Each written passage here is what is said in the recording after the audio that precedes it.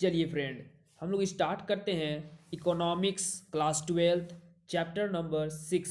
Chapter 6 अध्याय 6 को हम लोग आज स्टार्ट करते हैं और इस चैप्टर का नाम है उत्पादन फलन, एक साधन के प्रतिफल एवं पैमाने के प्रतिफल। इस चैप्टर का नाम क्या है? तो उत्पादन फलन, एक साधन के प्रतिफल एवं पैमाने के प्रतिफल।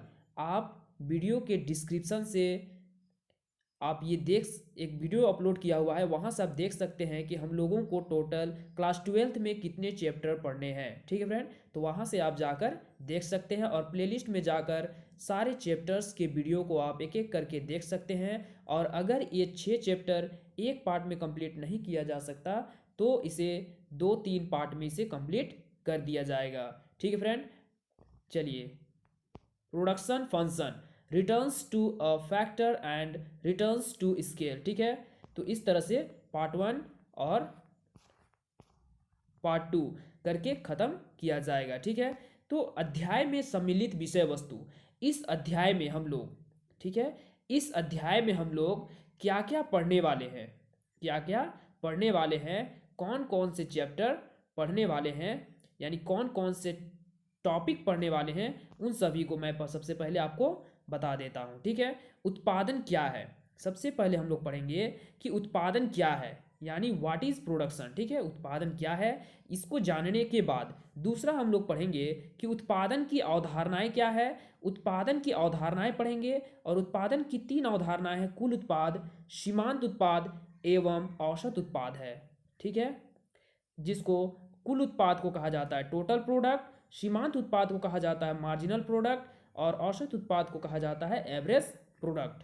ठीक है, उसके बाद हम लोग पढ़ेंगे उत्पादन फलन या प्रोडक्शन फंक्शन। ठीक है, उसके बाद पढ़ेंगे उत्पादन फलन की मान्यताएं, उसके बाद पढ़ेंगे उत्पादन फलन की विशेषताएं। ये आपके लिए बहुत इंपॉर्टेंट है फ्रेंड। ठीक है, मान्यताएं और विशेषताएं ये आपके एग्जाम में पूछे जा सकते हैं क्लास 12th के, और आप क्लास 12th को अच्छी तरह से प्रिपरेशन करते रहें।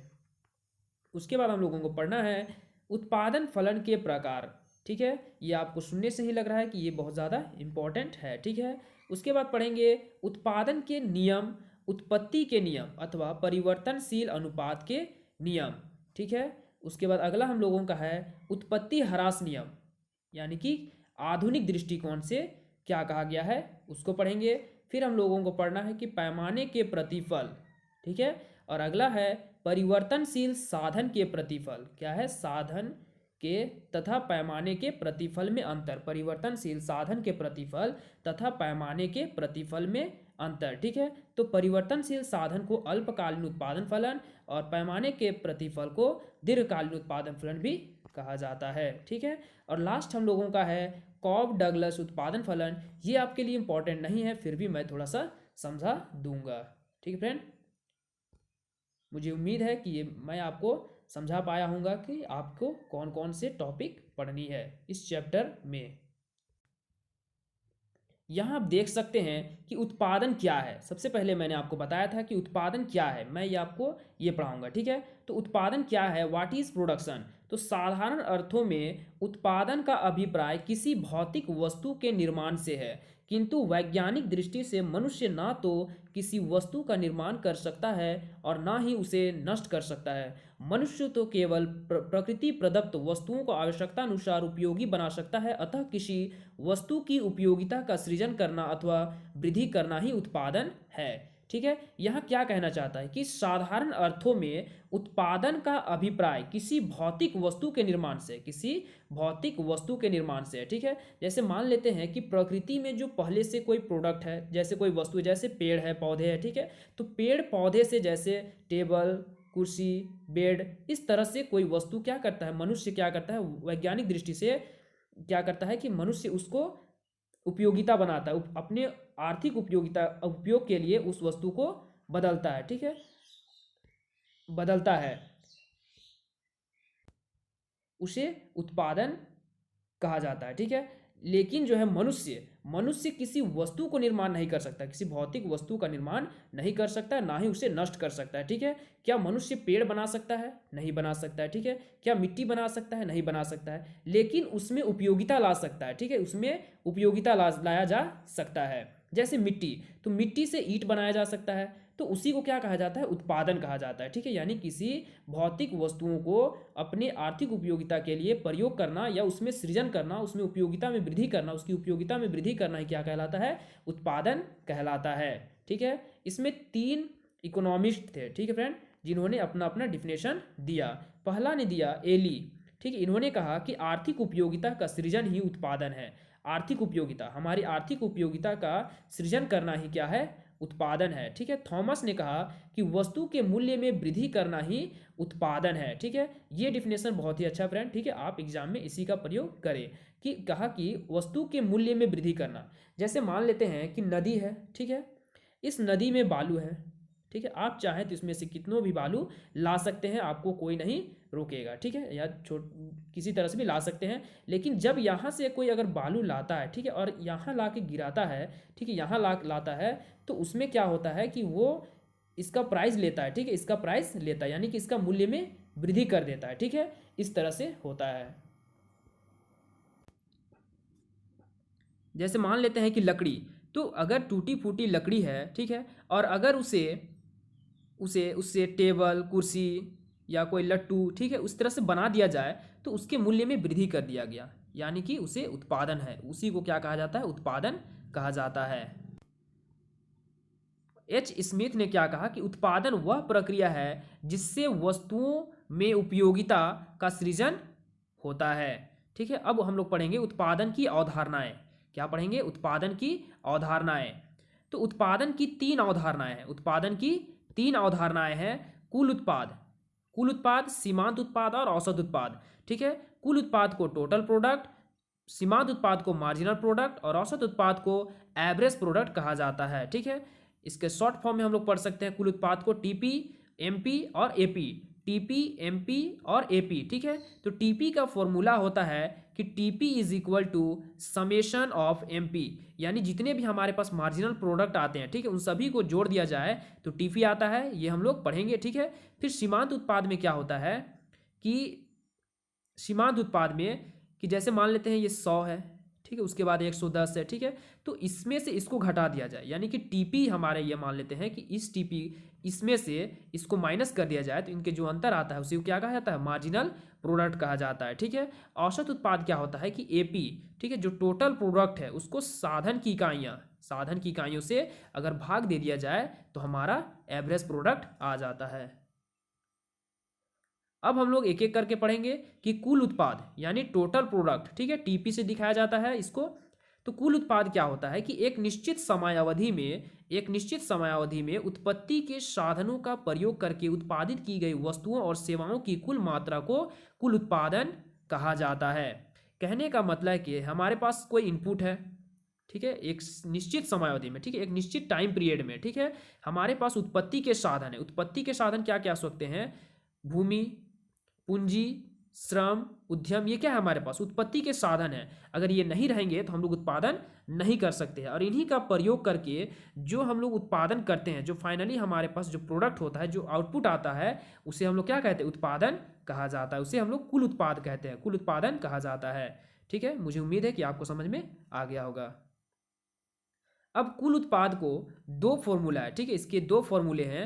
एक है टोटल प्रोडक्ट, ठीक है, टोटल प्रोडक्ट का समेशन एमपी, यानी कि एमपी को जोड़ते जाएंगे तो हमारा टोटल प्रोडक्ट आता जाएगा, ठीक है। अर्थात एक साधन की विभिन्न इकाइयों से प्राप्त सीमांत उत्पाद एमपी का योग कुल उत्पाद टीपी होता है, ठीक है, उसी को ये कह रहा है। यानी कि एमपी को अगर जोड़ते जाया जाए, जैसे मान लेते हैं यहाँ 3 है, 5 है और 4 है, इस तरह से हमारा एमपी है, ठीक है। अगर इसको जोड़ा जाए तो सबसे पहले 3 होगा, फिर 8 होगा, फिर 9 होगा, ठीक है। इस तरह से हमारा कुल उत्पाद क्या हो रहा है? बढ़ता जा रहा है, ठीक है।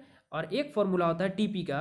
टीपी निकालने के एक और फॉर्मूला है कि एपी, जो हमारे पास एवरेज प्रोडक्ट है, ठीक है, उसको गुना कर दिया जाता है साधन की इकाइयों से, ठीक है, साधन की इकाइयों से गुना कर दिया जाता है तो हमारा टोटल प्रोडक्ट आ जाता है, ठीक है। चलिए हम लोग पढ़ेंगे अगला, इसका एक डायग्राम देख लेते हैं, ठीक है फ्रेंड। तो यहाँ हम लोगों को दिया हुआ है कि स्थिर साधन और परिवर्तनशील साधन, ये मैं आपको समझाऊंगा, स्थिर साधन और परिवर्तनशील साधन। ठीक है, स्थिर साधन वे साधन होते हैं जो फिक्स होते हैं, जिसको परिवर्तन नहीं किया जा सकता है। ठीक है, जैसे भूमि, ठीक है, प्लांट, जैसे कोई बिल्डिंग हो गया। ठीक है, इस तरह से हम इसको परिवर्तन नहीं कर सकते। मशीन, ये सब क्या है, स्थिर साधन है। परिवर्तनशील साधन क्या है, कच्चा माल, श्रम, ये सब क्या है, ये हमारा परिवर्तनशील साधन है। तो स्थिर साधन और परिवर्तनशील साधन का उपयोग करके हमारा कुल उत्पाद कितना होता है। ठीक है, तो कुल उत्पादन कितना हुआ, तो स्थिर साधन में हम ले लेते हैं भूमि को, और परिवर्तनशील साधन में हम लोग श्रम को ले लेते हैं। ठीक है, तो स्थिर साधन में तो हमारा यूनिट क्या है, स्थिर ही है। ठीक है, अगर अब क्या किया जाता है कि इसी स्थिर साधन में भूमि में, ठीक है, भूमि में एक मान लेते हैं ये 1 एकड़ भूमि है, क्या है, 1 एकड़ है, सभी में क्या है, 1 एकड़ 1 एकड़ 1 एकड़, ये सभी 1 एकड़ भूमि है। ठीक है, अब यहाँ हम लोग देखते हैं कि परिवर्तनशील साधन 1 एकड़ भूमि में, ठीक है, पहले कितना श्रमिक काम करते थे, 1 श्रमिक काम करते थे।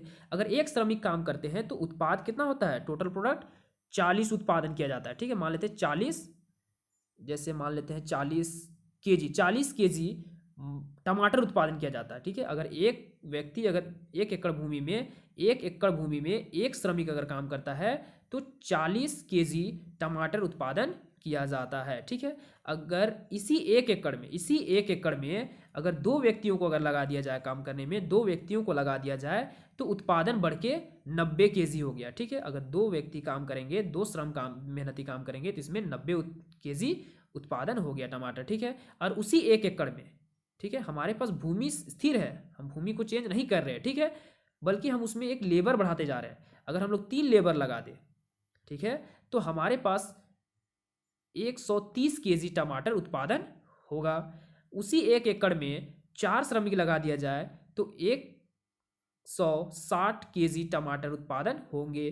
5 श्रमिक लगा दिया जाए तो 180, और फिर 6 लगाया जाए तो अब इसमें क्या हो गया, अब ये रुक जा रहा है। ठीक है, उतना ही उत्पादन हो रहा है, और फिर 7 लगाया जाए तो 160, यानी कम हो गया। तो ये 7वीं इकाई पे क्या हो रहा है, ये उत्पादन कम होता जा रहा है, यानी कुल उत्पाद में कमी होती जा रही है। ऐसा क्यों हो रहा है फ्रेंड, तो ऐसा इसलिए हो रहा है कि मान लेते हैं कि हमारे पास एक इस तरह से हमारे पास भूमि है। ठीक है, भूमि है, अब जब हमें इसमें 1 श्रम लगाएं तो टमाटर ये इतना ही उत्पादन कर रहा होगा। ठीक है, 2 लगाए तो ये तो इतना उत्पादन हो रहा है। ठीक है, इतना यूज हो रहा है भूमि का। अगर 3 श्रमिक लगाए तो इतना हो रहा है, 4 लगाए तो इतना हो रहा है। अब 5 लगा देते हैं तब ये कहाँ जाएगा। ठीक है फ्रेंड, अब इसी में ये जितना भी, अब इसमें उत्पादन तो बढ़ेगा नहीं। अगर मान के चलते हैं कि हमें दूरी दूरी पे भी तो लगानी पड़ती है, और उसे और भी नज़दीक लगाएंगे तो हमारा पैदावार नहीं होगा, ये लॉस में चला जाएगा, हो सकता है पैदा ना भी हो। इसलिए क्या हो रहा है, ये ह्रास में जाते जा रहा है। ठीक है, ये कम होता जा रहा है, उत्पादन क्या हो रहा है, हमारा कम हो रहा है। ठीक है, तो एक सीमा तक ही हम लोग को क्या करना है, श्रम को बढ़ाना है। ठीक है, बहुत ज़्यादा नहीं बढ़ाना है। ठीक है, मुझे उम्मीद है कि आपको समझ में आ गया होगा। ये तालिका में क्या बोल रहा है, ये तालिका में मैंने जो आपको बताया वही चीज़ यहाँ लिखा हुआ है। आप एग्जाम में पूरी तरह से लिख पाएँ, इसलिए मैंने क्या किया है, यहाँ पूरी तरह से लिखा हुआ है। ठीक है, पूरी तरह से लिख दिया हूँ, जिससे कि आपको कोई प्रॉब्लम ना हो। ठीक है, यहाँ आप देखिए तालिका में क्या, तालिका 1 में क्या बता रहा है कि कुल उत्पाद को एक काल्पनिक उदाहरण द्वारा दिखाया गया है। ये उदाहरण रियल नहीं है। ठीक है, ये कल्पना किया गया है ऐसा। इस उदाहरण में भूमि उत्पादन स्थिर साधन है, भूमि क्या है, एक स्थिर साधन है, तथा श्रम परिवर्तनशील साधन है। मैंने आपको बताया वस्तु के कुल उत्पाद को बढ़ाने के लिए हम जैसे जैसे परिवर्तनशील साधन की अधिक इकाइयों का प्रयोग करते हैं। ठीक है, हम लोग टोटल प्रोडक्ट को बढ़ाने के लिए जैसे जैसे हम लोग लेबर बढ़ाते हैं, ठीक है, परिवर्तनशील साधन की एक अधिक इकाई का प्रयोग करते हैं तो आरंभ में कुल उत्पाद अधिक तेजी से बढ़ता है। ठीक है, आरंभ में उत्पाद क्या होता है, अधिक तेजी से बढ़ता है, अधिक तेजी से बढ़ता है। इसके पश्चात कुल उत्पाद धीमी गति से बढ़ता है, और एक बिंदु ऐसा आ जाता है जहां कुल उत्पाद अधिकतम होकर बढ़ने के साथ कम होने लगता है। इसका कारण यह है कि आरंभ में परिवर्तनशील साधन की कम इकाई लगाए जाने के कारण स्थिर साधन का पूर्ण उपयोग नहीं हो पाता, परंतु जैसे जैसे हम परिवर्तनशील साधन की अधिक इकाइयों का प्रयोग करते जाते हैं, स्थिर साधनों का अधिक कुशलतापूर्वक उपयोग होता जाता है, परंतु एक सीमा के पश्चात परिवर्तनशील साधन की अधिक मात्रा का उपयोग करने से उत्पाद गिरने लगता है। तालिका 1 से स्पष्ट है कि स्थिर साधन भूमि के साथ जब श्रम की इकाइयां बढ़ाई जाती है तब श्रम की छठी इकाई का कुल उत्पाद टोटल प्रोडक्ट बढ़ता जाता है, और छठी इकाई पर अधिकतम रहता है। इसके बाद श्रम की सातवीं इकाई के प्रयोग से कुल उत्पाद घटने लगता है। ठीक है फ्रेंड, जो मैं वहाँ आपको बताया, ठीक है, वही चीज़ यहाँ लिखा हुआ है। ठीक है, वही चीज़ यहाँ लिखा हुआ है कि एक समय ऐसा आता है जब ये बहुत तेज़ी से हमारा कुल उत्पाद बढ़ता है। क्यों? क्योंकि उस भूमि में हम लोग और भी उत्पादन कर सकते थे, लेकिन उस भूमि का पूरी तरह से उपयोग नहीं हो रहा था। ठीक है, जैसे देखिए यहाँ 50 का डिफरेंस है, 50 के बाद यहाँ कितना का डिफरेंस है, यहाँ का भी देखिए 50, उसके बाद फिर 50 का डिफरेंस है। ठीक है, ठीक है, 50 का डिफरेंस है, फिर 40 का डिफरेंस है, फिर 30 का डिफरेंस है। एक मिनट फ्रेंड, एक मिनट, फिर 20 का डिफरेंस है, फिर 10 का डिफरेंस है, 20 है, फिर 20 के बाद डायरेक्ट ये जीरो है। ठीक है, जीरो का डिफरेंस है। ये छठी जब हम लोग बढ़ाते हैं, जब 6 नंबर में आते हैं, जब 6 श्रम लगाते हैं तो ये अधिकतम होता है। ठीक है, सब सातवीं श्रम का उपयोग करते हैं तो 160 हो जाते हैं, नहीं यहाँ कम हो जाता है। बस यही आपको लिखा हुआ है पूरी तरह से, आप इससे ही समझ जाइए तो आपको लिखने की, आप खुद ब खुद लिख सकते हैं। ठीक है, चलिए अगला करते हैं हम लोग, सीमांत उत्पाद। ठीक है, सीमांत उत्पाद जिसको कहा जाता है मार्जिनल प्रोडक्ट। ठीक है, तो सीमांत उत्पाद किसी परिवर्तनशील साधन की एक अतिरिक्त इकाई या एक कम इकाई का प्रयोग करने से कुल उत्पाद में जो अंतर आता है उसे उस इकाई का सीमांत उत्पाद कहते हैं। ठीक है, यहाँ हम लोगों को क्या कहा जा रहा है कि किसी परिवर्तनशील साधन की, परिवर्तनशील साधन अभी हम लोगों ने क्या लिया था, श्रम लिया था, उसको एक अधिक इकाई का प्रयोग करने से। ठीक है, जैसे एक श्रम था तो एक अधिक करें। ठीक है, या जैसे 3 श्रम है तो एक कम इकाई का प्रयोग करें।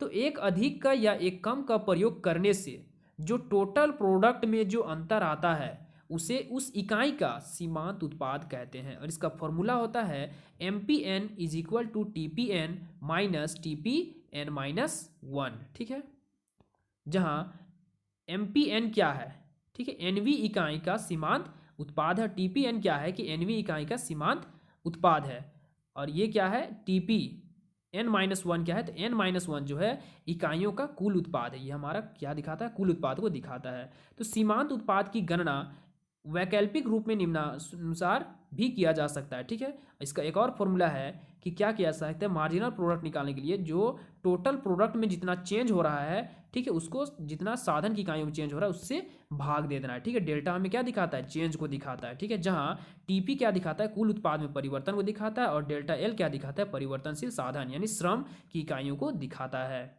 इसको भी हम लोग तालिका से हम लोग करते हैं। ठीक है, तालिका से इसको हम लोग भी करते हैं। तो सीमांत उत्पाद में अब हम लोगों को जब कुल उत्पाद पता चल ही गया है, ठीक है, तो कुल उत्पाद मैंने उसी को लिया है। ठीक है, उसमें से उसी में क्या किया हूँ मैं कि MP को जोड़ दिया हूँ। तो MP का मैंने अभी फॉर्मूला 2 बताया। ठीक है, एक क्या बताया कि TPN, ठीक है, और TPN-1 बताया। ठीक है, या मैंने बताया कि TP/L। अगर मान लेते हैं कि जीरो को अगर जीरो से भाग दिया जाए तो क्या होगा, इनफाइनाइट ही होगा। ठीक है, यानी जीरो ही होगा। अब मान लेते हैं कि 40 को एक से भाग दे दिया जाए, यानी टोटल प्रोडक्ट को परिवर्तनशील साधन से भाग दे दिया जाए तो 40 ही होगा, और 90 को 2 से भाग दिया जाए 50 हो जाएगा। ठीक है, और 130 को 3 से भाग दिया जाए तो 40, इस तरह से इसको डिवाइड दिया जाए तो इस तरह से होगा। ठीक है, और सीमांत उत्पाद भी क्या होता है कि प्रारंभ में क्या होता है, ये सीमांत उत्पाद बढ़ता हुआ होता है, फिर शून्य होता है, फिर माइनस में होता है, फिर घटता हुआ होता है। ठीक है, आप इसे फॉर्मूले से निकाल सकते हैं। ठीक है, दूसरा फॉर्मूला क्या था कि टोटल, यानी टोटल प्रोडक्ट का इस तरह से होता है। अब देखिए सीमांत उत्पाद का जोड़ क्या होता है, कुल उत्पाद होता है। जैसे आप यहाँ देख सकते हैं, मैंने इससे पहले भी आपको बताया था कि जैसे जीरो है तो जीरो, 40 है तो 40। ठीक है, 40 50 कितना 90, और 90 40 130, और 130 और 30 160, और 20 180, इस तरह से। ठीक है, जोड़ा गया है। अब 20 फिर माइनस कर दे तो 160 हो जाएगा। अब यही जो यहाँ मैंने आपको बताया, ठीक है, वही चीज़ यहाँ लिखा हुआ है, मैं आपको एक बार पढ़ देता हूँ। ठीक है फ्रेंड, जल्दी से। उपयुक्त तालिका से स्पष्ट है कि आरंभ में सीमांत उत्पाद MP बढ़ता है। आरंभ में क्या होता है, सीमांत उत्पाद बढ़ता है, फिर जीरो होता है, फिर घटता हुआ होता है, ऐसा ही मैंने आपको बताया। और बाद में कम होने लगता है, फिर बाद में कम होने लगता है। उत्पादन के स्तर पर सीमांत उत्पाद शून्य और अंत में ऋणात्मक भी हो जाता है। यह बात ध्यान देने योग्य है कि कुल उत्पाद TP उस स्थान पर अधिकतम है जहां की सीमांत उत्पाद जहाँ की मार्जिनल प्रोडक्ट शून्य है, जहाँ सीमांत उत्पाद क्या है, शून्य है। मैं आपको यहाँ दिखाता हूँ फिर से कि यहाँ देखिए कि जहाँ सीमांत उत्पाद शून्य है वहाँ टोटल प्रोडक्ट क्या है, अधिकतम है। वही चीज़ यहाँ कह रहा है। तालिका में श्रम की छठी इकाई, जो 6 नंबर में इकाई है, वहाँ सीमांत उत्पाद क्या है, 0 है, ठीक है। पर सीमांत उत्पाद शून्य है और इस बिंदु पर कुल उत्पाद यानी टोटल प्रोडक्ट अधिकतम है। और इस बिंदु पर टोटल प्रोडक्ट क्या है, अधिकतम है और मार्जिनल प्रोडक्ट शून्य है। और इसके बाद श्रम की 7वीं इकाई, जब श्रम की 7वीं इकाई में क्या होता है, ये -20 हो जाता है, ठीक है। 7वीं इकाई पर सीमांत उत्पाद ऋणात्मक हो जाता है। और श्रम की 7वीं इकाई पर जब टोटल प्रोडक्ट में जब 7वीं इकाई पर आते हैं, जब 160 उत्पादन होता है, उस समय हमारा मार्जिनल प्रोडक्ट क्या होता है, नेगेटिव हो जाता है। वही चीज़ हम लोगों को यहाँ दिखाया गया है।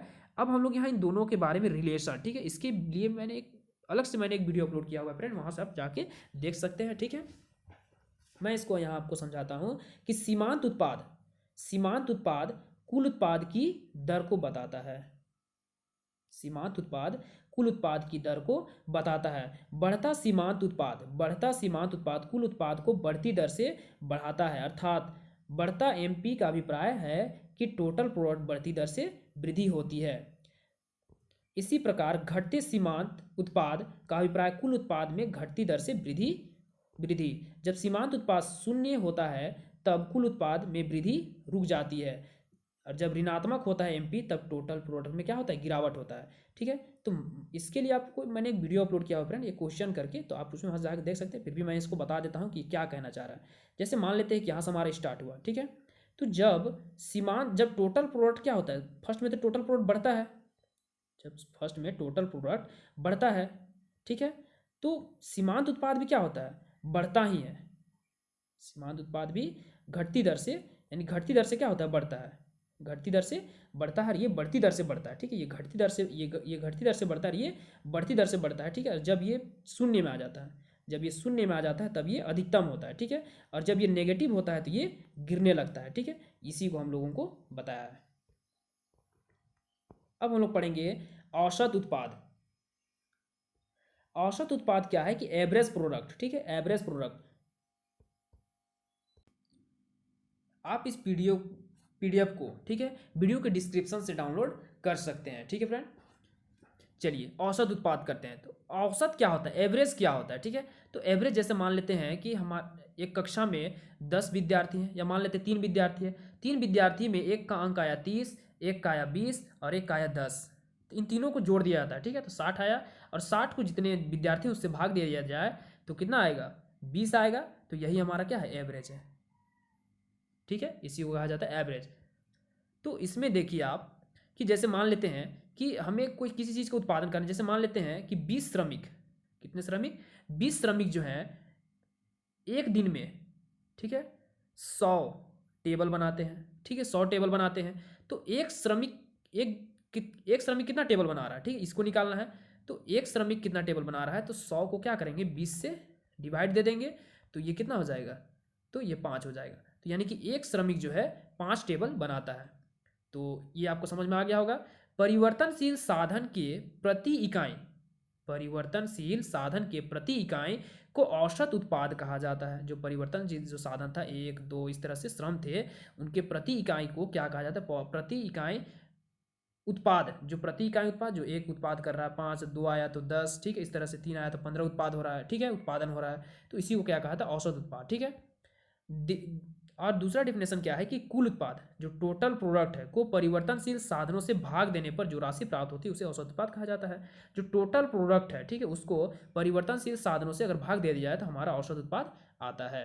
औसत उत्पाद को प्रति इकाई उत्पादन भी कहा जाता है। ये इसका फॉर्मूला है, आप इसे याद रखिएगा, ठीक है फ्रेंड। जहाँ एपी क्या है हमारा औसत उत्पाद है, और टीपी क्या है कुल उत्पाद है, और एल क्या है परिवर्तनशील साधन की इकाइयाँ हैं, यानी कि श्रम है। और उसी तरह से यहाँ भी है, हमको दिया हुआ है, उसमें मैंने एमपी को हटा दिया हूँ फ्रेंड, ठीक है। और ये यहाँ तक जो है हमारा जो कुल उत्पाद था वही है, ठीक है। जैसे अब यहाँ देखते हैं कि भूमि क्या है, श्रम है, यानी 1-1 एकड़ भूमि क्या है, एक ही एकड़ हमारे पास भूमि है। उसी भूमि में हम लोग क्या करते हैं कि श्रम को बढ़ाते हैं, तो टोटल उत्पाद हमारा बढ़ती दर से बढ़ता है, ठीक है। सबसे पहले 50 बढ़ता है, फिर 40, फिर 30, इस तरह से बढ़ता है, ठीक है। फिर एक समय ऐसा आता है कि अधिकतम होता है, एक समय घटने लगता है। तो अब हमें औसत उत्पाद कैसे निकालना है, अभी मैंने आपको एक डिफिनेशन बताया कि टोटल प्रोडक्ट को टोटल प्रोडक्ट को, ठीक है, टोटल प्रोडक्ट को परिवर्तनशील साधन से भाग दे दिया जाता है। ठीक है, यहाँ आप देख सकते हैं डिफिनेशन में फिर से, ये देखिए टीपी को एल से भाग दे दिया जाता है तो हमारा औसत उत्पाद आ जाता है। तो यहाँ आप देखते हैं कि 40 को अगर 1 से भाग दें, अगर 40 को अगर 1 से डिवाइड करें तो 40 ही आएगा। ठीक है, और 90 को अगर 2 से डिवाइड करें तो 45 आएगा, और 130 को 3 से डिवाइड करें तो कितना आएगा, तो 43.3 आएगा। ठीक है, और इसको इस 160 को अगर 4 से भागा दे तो 4 तिया 4 चौके 16 और ये 0 यानी कि 40 आया। ठीक है, इस तरह से आप यहाँ भाग करके देख लीजिएगा, हमारा ये आ जाएगा। ठीक है, यहाँ भी फॉर्मूला आपका लिखा हुआ है। ठीक है फ्रेंड, आप इतने भी कमज़ोर नहीं है। चलिए, आप इसका पीडीएफ आप डिस्क्रिप्शन से डाउनलोड कर सकते हैं। ठीक है फ्रेंड, अगर आपको कोई प्रॉब्लम होता है तो आप मुझे कमेंट करके ज़रूर बताएं। तो अब यहाँ जो मैंने आपको बताया वही चीज़ यहाँ फिर से मैंने लिख दिया हूँ तालिका में। क्या लिखा हुआ है, लिखा हुआ है कि तालिका 3 से स्पष्ट है कि आरंभ में औसत उत्पाद बढ़ता है। औसत उत्पाद भी क्या होता है, बढ़ता है श्रम की तीसरी इकाई, श्रम की जो तीसरी इकाई से घटना आरंभ करता है। जब श्रम की तीसरी इकाई जब उपयोग करते हैं तो घटना आरंभ करता है, परंतु औसत उत्पाद सदैव धनात्मक रहता है। औसत उत्पाद कभी भी नेगेटिव नहीं होता है, औसत उत्पाद कभी भी शून्य नहीं होता है अथवा ऋणात्मक नहीं होता है। जब ऋणात्मक ही, जब जीरो ही नहीं होगा तो ऋणात्मक कैसे होगा। ठीक है, तो औसत उत्पाद कभी भी जीरो और नेगेटिव नहीं होता है, लेकिन सीमांत उत्पाद क्या होता है, नेगेटिव हो जाता है। ठीक है, और कुल उत्पाद क्या होता है, घटती दर से होता है। ठीक है, घटने लगता है, और ये भी घटता है लेकिन ये कभी जीरो और नेगेटिव नहीं होता है। ठीक है, यहाँ हम लोग कुछ उदाहरण को करते हैं। ठीक है फ्रेंड, कुछ उदाहरण जो है ये इसको हम लोग कंप्लीट करते हैं।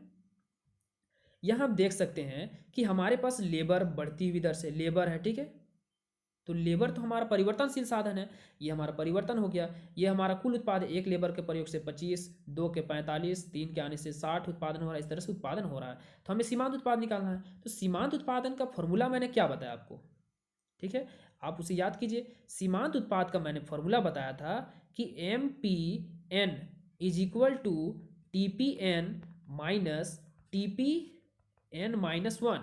कहने का मतलब है कि 25 को एक से भाग, 25 को अगर 0 से घटाएंगे तो क्या होगा, 25 ही होगा। 25 माइनस 0 क्या होगा, 25 होगा।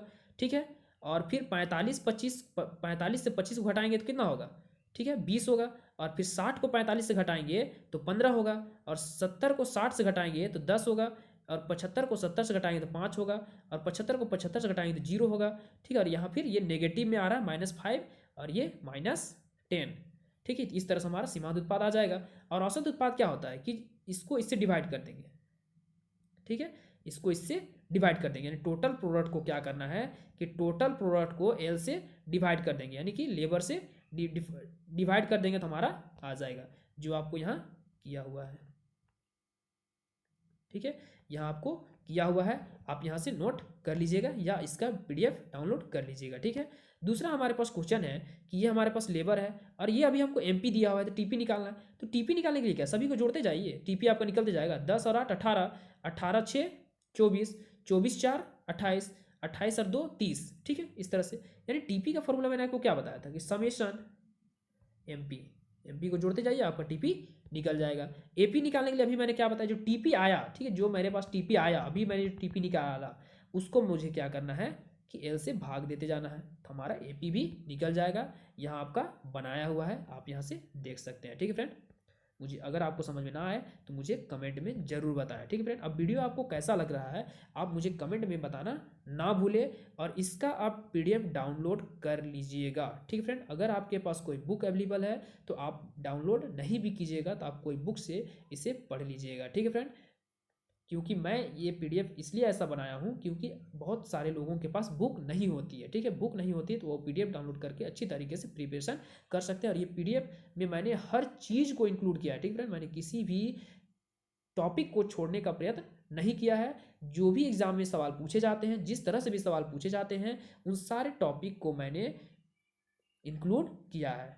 ठीक है, तो आप इस वीडियो के साथ जुड़े रहें और चैनल को सब्सक्राइब कर लें। ठीक फ्रेंड, ताकि मैं कोई भी नया वीडियो बनाऊं तो आपके तक नोटिफिकेशन के माध्यम से सबसे पहले पहुंच पाए। अब हम लोग पढ़ेंगे उत्पादन फलन, और ये उत्पादन फलन जो है बहुत ही इंपॉर्टेंट है। ठीक फ्रेंड, यहाँ आप देखिए कि उत्पादन फलन क्या है। मुझे लग रहा है कि आप बोर हो रहे हैं, ठीक है फ्रेंड। मैं इसे पार्ट 2 वाले वीडियो में ले लाऊंगा, ठीक है। पार्ट 2 वाले वीडियो में आप इसे देख लीजिएगा, ठीक है। मैं इसको यहीं समाप्त करता हूँ। Thank you friend.